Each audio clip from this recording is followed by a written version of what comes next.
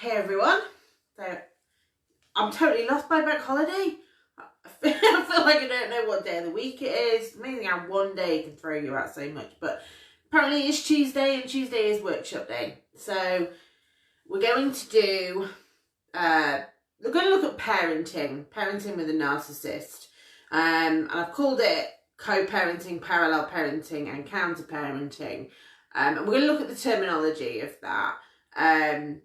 So I'll give a few minutes for people to join, but obviously if you're watching this on the replay, that's fine as well.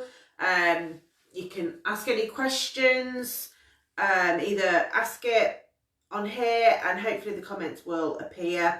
If not, I will answer them at a later when I've finished, or when you ask them if you're on the replay.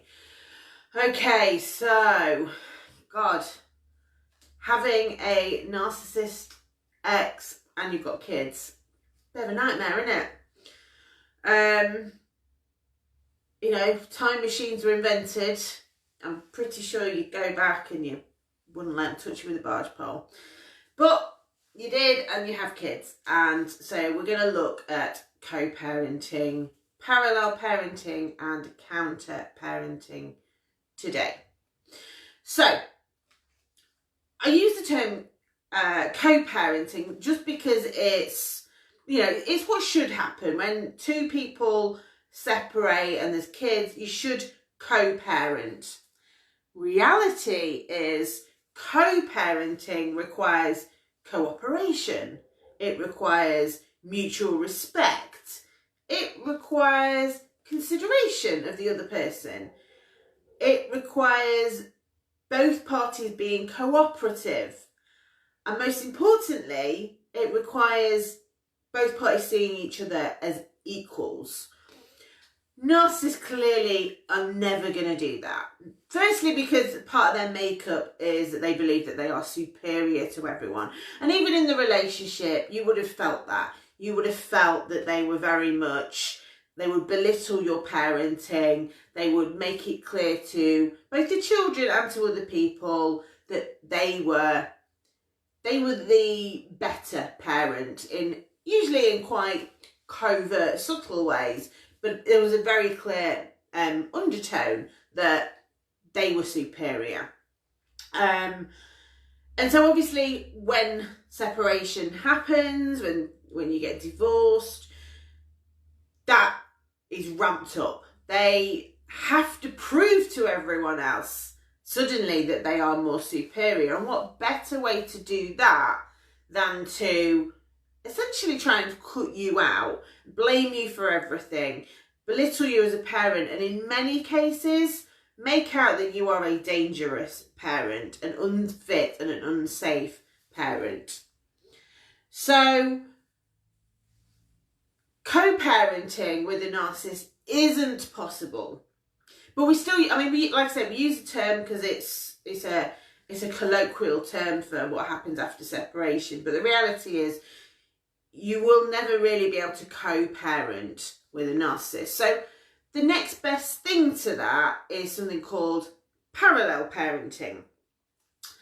Now, parallel parenting essentially means you do your thing, they do their thing, which cuts down on the conflict. It's better for the kids. So when there is a kind of co-parenting relationship whereby you both have a relationship with the kids, parallel parenting is better because you have less contact. It's usually through one means. It might be through a dedicated app, or it could just be through email. But you specifically choose one form, and it's only through that. You kind of put quite severe boundaries in place around the parenting relationship, and ultimately it is to stop the kids from seeing and witnessing that conflict. It's not possible with all cases, mainly because narcissists don't like being told what to do, and so they will always try and find a way, triangulate, usually using the kids, but around your boundaries. But they'll often use the court process to get around those boundaries as well. But where possible, parallel parenting. In terms of what that means, it is really like putting them in a straitjacket. So you've got to have if you go through court, you would have to have pretty much every eventuality covered, or at least have it. I tend to advise clients to do it to significant transition periods in the child's life. So when they are changing schools, for example, have a court order up to that date, covering as many eventualities as possible. So what happens if a child is sick on either parent's day? What happens if out of school club is cancelled, but handover in the court order is at 6? Does the other parent have to pick up early, or does it go to the other parent and then they collect from them at 6? It literally is trying to think about every single thing that could happen and getting it in a parenting plan and in the court order, because if you don't, then they will try and wiggle their way out of it. It's really difficult, which is why I say do it to transition points, because it's a little bit easier. But there'll always be things, and there will always be times that they try it and wiggle out, because the final part is that they counter parent, which essentially is they go against, one, they go against you all the time, but two, they go against what's in the best interest of the children consistently. One, because they've got to win. It's got to be about what's best for them all the time. It's got to be on their terms. Again, goes back to the fact they think they're superior, so they will twist everything to get it their way. No matter what impact that might have on the kids, they just have to have it their way. Obviously, they will twist it in their messaging to sound like they're being an amazing parent, but actually they're not bothered. They don't care about the collateral damage that they cause to anyone else. But the second part, and the kind of more insidious side of it, is counter-parenting is about pushing you completely out of the children's lives. And that can be in a very emotional sense, in as much as trying to turn the kids against you, creating conflict, having them come home and they're grotty with you because they've been told a lot of information that they shouldn't have been told. A lot of it will be lies, and it's to create that rift between you, that conflict. What that can then lead to is the physical erasing, which is alienation. And all of this serves the purpose that the narcissist gets to go, see, I'm awesome, I'm amazing, they are the nightmare, they are the problem. Nothing wrong with me, they are the problem. Even the kids are saying that they are the problem. It is all part of that campaign to big themselves up, make them feel better. But for you, who is attempting to co-parent, you know, it's stressful, it's traumatic, you left, or the relationship ended because you couldn't cope with that anymore. You didn't want that day-to-day drama, that day-to-day stress. You wanted peace and freedom, and you knew that it wasn't good for the kids to see that every single day, and you thought you were going to get peace and that freedom when you came out. What you found is actually sometimes they can ramp it up, because to them a relationship breakdown is like the ultimate statement of failure and abandonment. It triggers their abandonment anxiety, it triggers their inferiority complex, and they can't cope with that, and so they have to lash out, they have to blame, they have to project everything onto you. And so the end of that relationship for them can trigger all of these behaviours coming incredibly intense, whereas before it was, you know, it was the boiling frog, so it was insidious, it was slow, it was happening, but it was on a lower level, but you knew and you were feeling it as it was building up in you. Once the separation and divorce hits, boom, they're not trying to hide it anymore, not from you anyway, but from everyone else they are, to protect their outer image. And so you get all barrels, and that can be really difficult, because like I said, that's not why you left. You left because you wanted them. You left because you wanted the freedom, you wanted the space, you wanted to give your kids the opportunity to live in a happier home, and you thought we're clearly making each other miserable, so let's go our separate ways and let's both be happy in our own way, and the kids can just see two happy parents.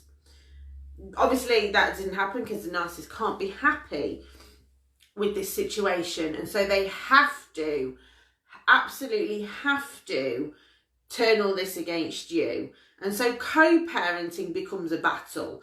It becomes an ongoing, daily, intense battle, and they will use every weapon possible. They will use their email, they will use their communication, they will use the court process, they will use school, they will use GPs, they will use friends and family, and obviously they will use the children.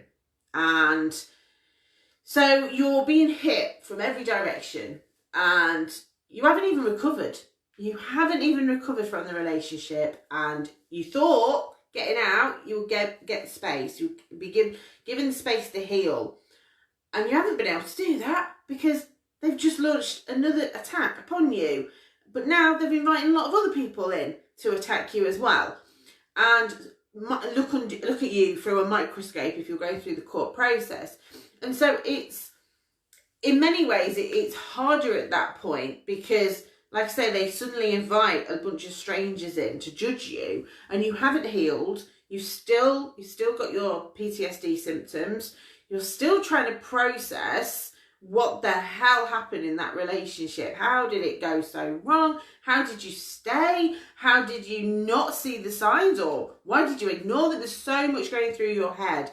And then you've got this co-parenting relationship that you're trying to organise as well. And you just can't. It is like nailing jelly because they just won't. So you probably do end up going to court. And I can't cover it, the reality is in a 30-minute workshop, I can't cover everything on co-parenting. I have a co-parenting program that we're running later in the year, but I can't cover everything right in this. But I want to give you some really key, because there was a couple of questions asked over the weekend. I imagine going back to school has triggered the narcissist quite a bit with this. It's, we've had COVID where they've had a bit of power, a bit of control, and so now all of a sudden that's kind of going back to normality, and they're a bit uncomfortable with that. So I think it's triggered some behaviours within them. So they've been asked about how do you handle for the kids. So I'm going to look at that. I'm just going to read a quick question and then we'll go on to that. Is there a way of using that campaign against them? Yeah, yes, there is. And that's something that we look at in the Get Court Ready programme, is how do you identify their triggers in the same way that they identify yours, and very subtly use that against them. And the best way to do that is by getting a hold of your own. But like I say, that's all covered in Get Court Ready, so if you're interested, get in touch. So in terms of, the kids, the reality is with kids, they're going to learn from you how to handle their parent. And you need to give them the skills, because they are their parent and they're going to be in their lives until the kids can say, I don't want them. But realistically, they're always going to be in their lives because they are always their parent. And so they are going to learn from you how you handle, so how you set boundaries, how you communicate. So if you haven't got a grip on that yet, that's your first point of call. You do the work. You do the work to become more assertive, to set in place some really good, solid boundaries, and to deal with your triggers so that you're able to manage your emotions and your anxieties. So that's your first port of call. Because like I say, modelling how to do these things is the most powerful thing for them to see. But I'm going to give you some tips today. So in terms of boundaries, we can help children, no matter what their age, we can help them to understand what boundaries are. Boundaries can be physical, so like a wall, that's a physical boundary, or they can be more emotional, so how we allow people to talk to us. And that's how you can start conversations with children around boundaries, is helping them to understand the difference between a physical boundary, how someone would talk, if someone's personal space, coming too close, Where can they touch you? You know, those sort of conversations that you have outside of talking about their parent. These are conversations that, you know, all parents really should be having with their kids around safety, safe touch, safety on computers, and a lot of that encompasses boundaries.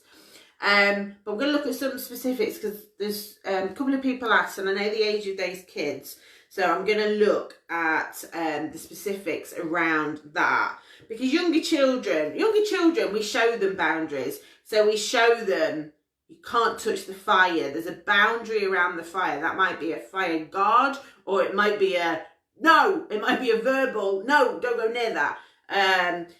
Like going in the kitchen or going upstairs, you've got guards. These are boundaries, and these are the conversations you can start having.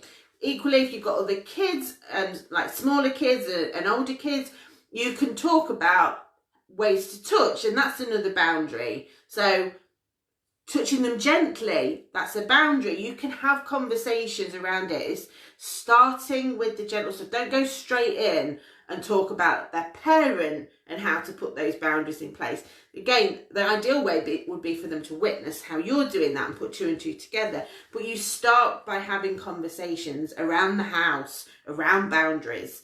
Obviously in school as well, there's boundaries. COVID is an ideal thing for talking about boundaries because we have like a 1 or a 2, I don't even know, was it 1 metre or 2 metre now? We have masks. These are boundaries that we can talk about. So there's real positive ways we can start having conversations around boundaries. But let's just have a look at the physical. So Yasmin asked the question. She's got twins and she's got triplets and they're 11. And they are struggling with two grandparents and narcissistic father, constantly asking questions of what's going on at mum's house, trying to get all the information, trying to treat them as little spies. And the kids, from what Yasmin is saying, the kids are feeling quite uncomfortable, not really sure how to manage that. So at 11, you know, there's other things going on with 11-year-olds. They're probably changing schools, so there can be talk. Like I say, COVID is a really good place to start talking about boundaries, what they're comfortable with, what they're uncomfortable with. And at 11, you know, promises are becoming important. So there's things that they can ask for from their parent. They can ask, please promise me that you won't ask those questions. So they can ask that of their parent. But again, this is about how they manage it. So they have to be comfortable in how they do that.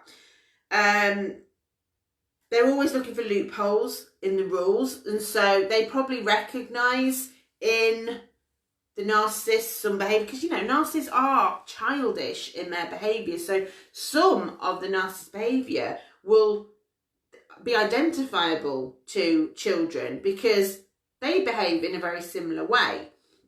And so it's hard for you as the adult to be putting those boundaries in place for the children when the narcissist is behaving like a kid and you can't tell the narcissist off, but you can tell the kids off, and yet, so it doesn't really make sense to them. So it's another layer of difficulty, but this is about you in your house treating them age appropriately around boundaries, and so being aware of where they're at, what their boundaries are. So they're not really having as many tantrums anymore, which is good. But they do argue with the rules. Like I said, there will be rules that you have at your house that are different to there, and they will point that out to you. If they misbehave, they will try and find excuses, and obviously the narcissist will have given them plenty of excuses. They'll have seen it, they'll have witnessed it, and probably the narcissist told them that it's fine to do that at your house anyway. So, most important is do not make promises that you are not able to keep, because they will remember, and that's really important to them. So don't promise that you are going to resolve this for them. Don't promise that you are going to fix the situation. One, because then you're playing into the role of rescuer, which is an unhealthy dynamic. But two, they're going to remember, and that's going to break their trust. So no promises that you can fix this. It's all about empowering them. Avoid arguing with them whenever you can. Listen to what they say. Let them have their say. Make your decision, and then you pull out. So you're setting boundaries over how you deal with discipline. This will teach them on the rules in your house, how you handle it. Do let them push against you, but in safe ways. So it's okay for them to have a different opinion. In fact, celebrate they've got a different opinion, because the narcissist won't want them to have that. The narcissist is one way, their way, or the highway. There is no room for negotiation. So at your house, it's okay for them to have that, and you can listen to that, and you can say, I absolutely respect what you're saying, and it's really great that you feel comfortable and confident to say that, and I will take it into consideration. However, at this moment in time, I've weighed up X, Y, and Z, and this is my decision. Have those conversations with them. You're modelling boundaries, your own boundaries. You're modelling safe boundaries. And like I say, that's how they're going to be able to handle their own narcissistic parents and grandparents, is when they see you doing it around them. They're going to develop those skills. As with anything, it's a skill. They've got to practice it. So let them practice it safely with you. Be clear on your own boundaries, and, you know, have consequences in place. Now, some part of my work with parents is looking at logical consequences. So helping children to decide, what is a good consequence of that action? You know, children have a pretty good moral compass, and it's really important for children of narcissists to develop that moral compass, because it will be a bit skewed with the other one. So having them help you decide what should the consequences be of that. Now, this can be done beforehand. So you have like family rules, and what happens if those rules are broken, or it can be an ad hoc. So something happens, okay, so this went against a boundary, or this went against a family rule. What do you think a suitable consequence of that would be? And you can make those decisions as a family, as a what's the word I'm looking for? Sorry, politics isn't my strong point, but basically where you decide as a group what the collective decision is. And that helps them to know where the boundaries are, so that when they go forward and when they grow with having a narcissist parent, then they know what boundaries look and feel like from their perspective. Now, putting it into place requires assertiveness, and that's what we're going to look at now. So assertiveness, you know, again, if you're not very assertive, they're not going to learn it. You've got to do the work. You've got to become assertive, but know that we've got aggressive, we've got passive, we've got assertive in the middle. So aggressive is controlling, passive is lay down and just get walked all over. What sometimes happens when you've come out of a narcissistic relationship with someone with an aggressive communication style is, and you've been very passive in that, you might bounce and you might become aggressive. You need to be aware of where you are on that scale, because you're probably different. You're probably passive with some people. Start to notice, am I passive with my friends? Am I passive with certain family members? Am I passive at work? Or am I aggressive with certain people? Recognise where you're at. You're aiming for that middle ground. You're aiming for that assertive. Assertiveness comes from confidence. Like I said, we cannot cover everything in this half hour. It's a big, big subject. But when you develop inner confidence, you can become more assertive. So, like I say, do the work on yourself, become more assertive, and then teach it. So these are the main points.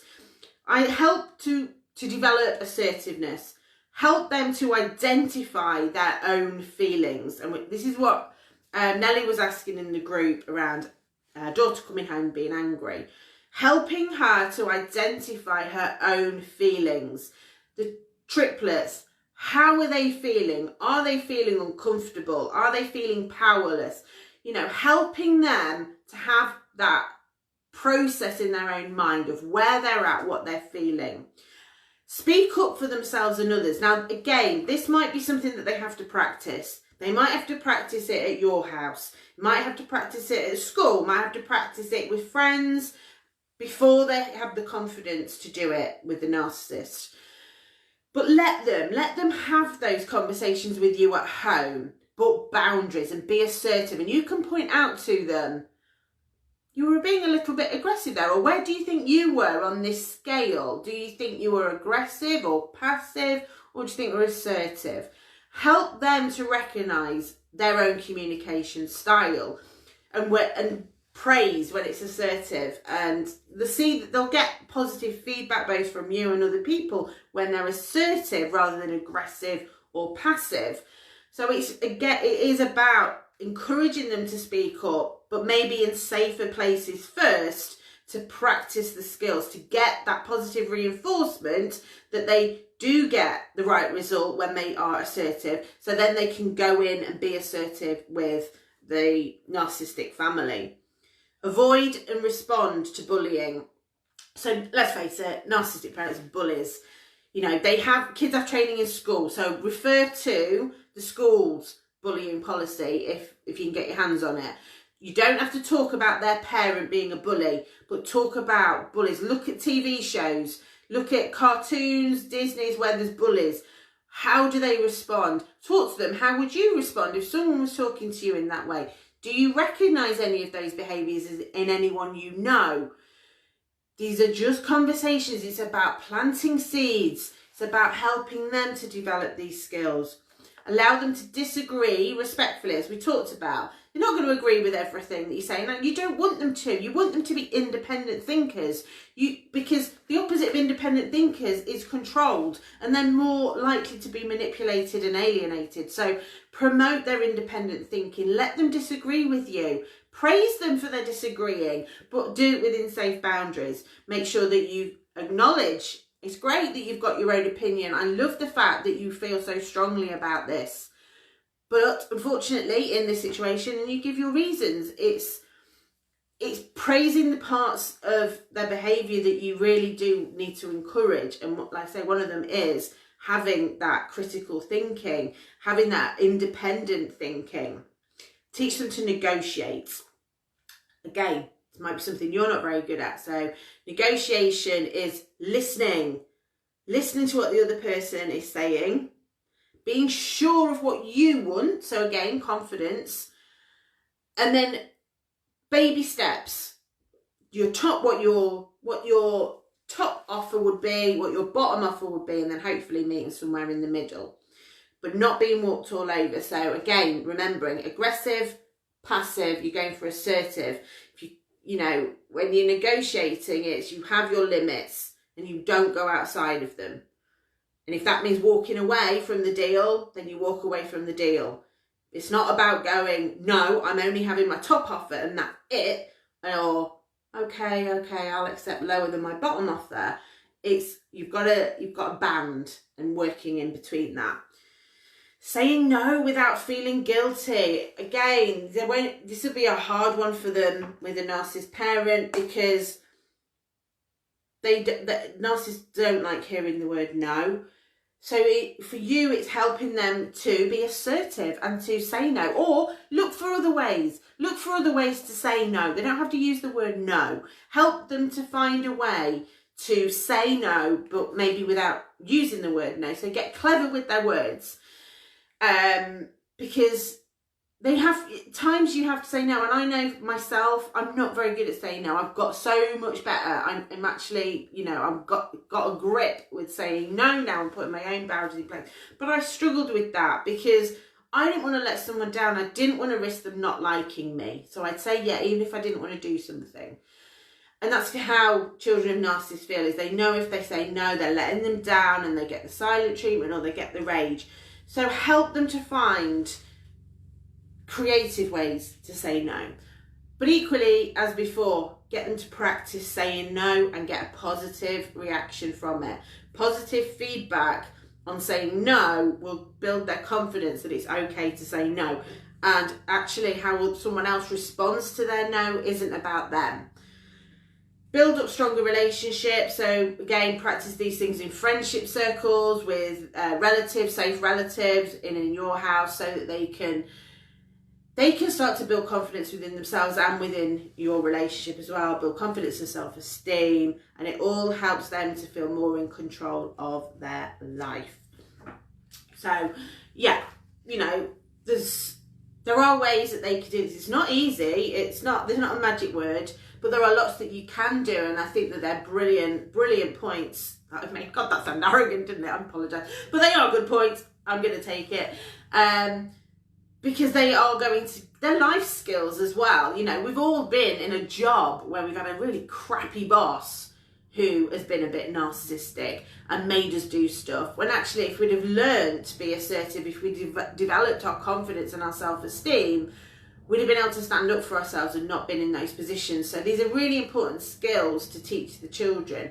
One final thing that I want to just quickly mention is, through all the work that I do with people in these situations, there's a script that seems to come out time and time again. And by script, what I mean is, we all have like a blueprint for our lives, which is developed up to sort of the age of 8. We pretty much have decided by then, our subconscious has decided who we are, what other people are like, and what the world is like. It's called our internal working model.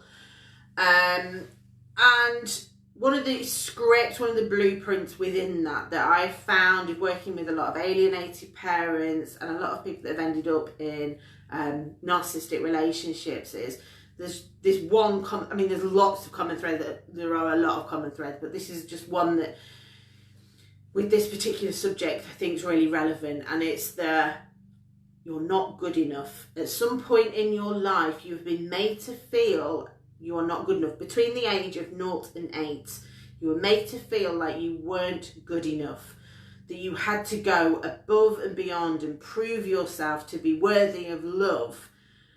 So helping you to believe that you are enough, and help your children to believe they are enough. Narcissistic parents will make them jump through hoops, and they'll never believe that they're lovable, and they won't believe that they are enough. And so help them to see they are enough. Tell them you are always enough. You are always enough, and you always will be, and you are so lovable. But you've got to believe that you are too. So do that work. Do the work on your own lovability, your own feeling like you are enough, because when you create that environment within you, you create it within your children as well. And yeah, like I said, that's just something that's massively come out as part of the work that I do, and I thought it was something that you could really benefit from. So a real key area for you to do some work is that constant reminder that I am enough. I've always been enough. I always will be enough. And again, that message for your children as well. I hope you found today's workshop helpful. Obviously, any questions, you can pop them under the video if you're watching it on the replay. Some brilliant tips in this. They really are. Get your pen and paper and write them out. They are really great tips. Lots of stuff that you can do. But as I say, this comes down to you. You've got to get a grip on this yourself, because modelling boundaries and assertiveness, that's where kids learn the most. They learn from watching. And so you've got to be doing it, and you've got to be feeling it, and you've got to be believing it yourself. And if you're not, get in touch. We can offer therapy to help you with that, very specific therapy to help you deal with this. But I hope that you found that helpful, and I look forward to seeing you again next week. Take care, everyone. Bye.